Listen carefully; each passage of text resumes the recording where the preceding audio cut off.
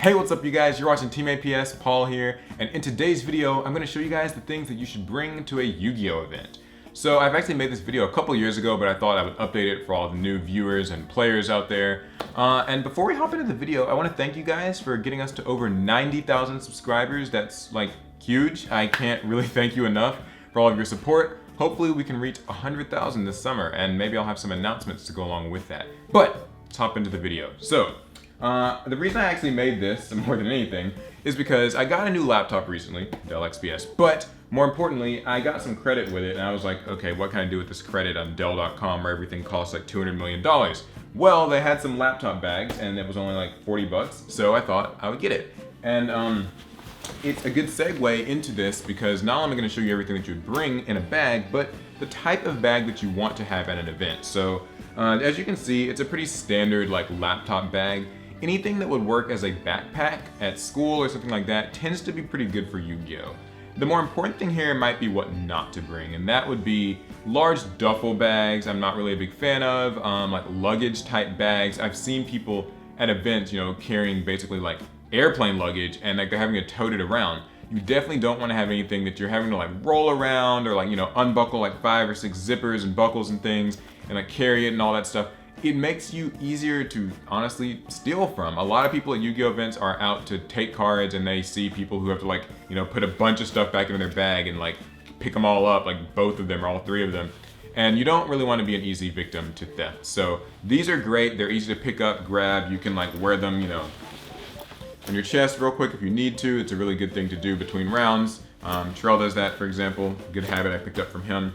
So yeah, just something compact tends to work best. And when it comes to actually what you bring to the event, minimalism is key. So let's get into the first thing, our deck itself. So this is an Ultimate Guard Sidewinder deck box. I used to use their like flip and trade deck boxes. They were a bit larger, but what I've found is that smaller deck boxes are actually easier to manage at events. So what's great about this deck box is that, it opens up, has your deck inside, you have main deck, extra deck, side deck, and divider. You don't really want to have more than that because that can get you into trouble in the rounds. You don't want to have, like a bunch of just random loose cards where you could be accused of like switching cards in and out. The only other thing you'd maybe want to have are like tokens.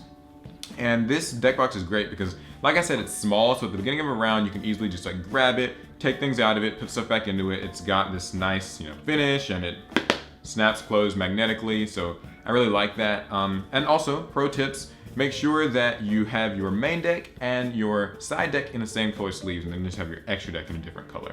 A divider, of course, helps, but the main thing is this makes switching between the main deck and the side deck a lot easier, so you'll definitely want to do that. The next thing is a playmat. So what's important about playmats is that you never know what type of tables an event's gonna have. They might be sticky and ugly and gross, and you don't want your cards getting on that. So definitely invest in a playmat and a mat tube also, so you're not like cramming your playmat into the bag every time a round is done. As far as the types of playmats go, any official playmat's fine. Custom playmats are fine too. Just don't do anything too lewd if you're going to an event. This is actually the official Link playmat. I like it mostly because it's got the extra monster zones. This is really crucial because in 2018, you've got to have these with Nightmares and Mech Knights and Magical Musketeers and all these other things with like column mechanics going around. It really, really hurts you not to have a playmat like this. Trade binder. So, my advice for trade binders is to have something that has some type of a strap like this. It just kind of helps you keep it closed. It's not gonna like prevent anyone from stealing from you, but what's good is that it means your binder won't like flail open in your bag because that can happen, and then like your cards just go like everywhere and stuff can get damaged, so you don't really want to do that. My advice too would be to only bring one trade binder with you to like larger events like regionals and YCS events, at least if you're planning to compete in them, because you really won't have that much time for trading. And like with many things I said before, the more that you have on you, the more that like you're kind of liable to be stolen from. The next thing that we want to bring is a calculator, but not just a calculator. A notepad, but not just a notepad. A pen. So here's the thing about keeping track of life points in Yu-Gi-Oh! You can use a calculator and it works fine, but calculators sometimes have, some spaz out moments where you'll lose everything.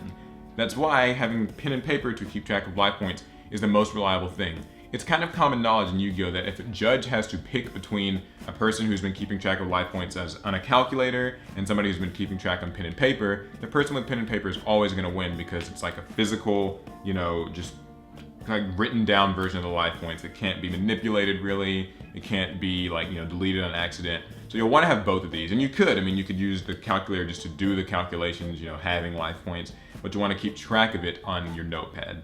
Next, we want to have some dice. The idea here is to just have some dice. You want to have things to decide who goes first, keep up with counters, and that type of thing in Yu-Gi-Oh! It's just really important. You don't want to have to like be the guy who's always asking the person next to you for dice because they might not have them either. We also want to have snacks. So this will vary by person. It really just depends on who you are. I like to have water during regionals. Staying hydrated is key, and having something that's just kind of healthy, like, I like these granola bars, but different people use different things. It could be chips, it could be chewing gum, whatever it is. The important thing is just that you want to like stay hydrated and kind of keep your energy up.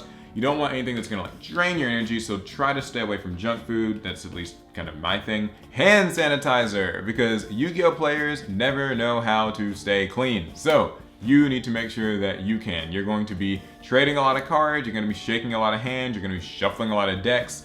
This means that hand sanitizer is your best friend. After pretty much every trade and every round, and this isn't like, it's meant to be offensive, but you gotta kind of use this stuff. You want to not like, go home from the regional just being like sick, because it's happened to me, and trust me, it's not fun. And the last miscellaneous thing to bring to a Yu-Gi-Oh! Event is your Casa ID. If you don't know how to get one of these, you can find out how on the official Yu-Gi-Oh! Website. This is what you use to play in events. And if it is your first time, you'll also probably have to have an additional type of ID, like a driver's license or a school ID.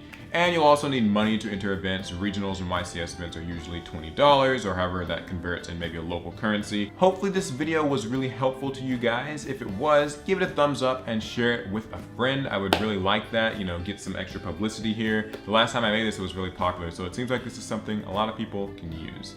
If I left anything out, please feel free to leave it in the comments. What other things do you bring to Yu-Gi-Oh! Events that come in handy? And yeah, I think that's gonna be it. So remember, thumbs if you like the video, subs if you love the video, hit the notification bell so you'll know about all of our new videos, and follow me on social media. We're on Facebook, we're on Twitter. I think that's gonna be it. I'll see you guys in the next one.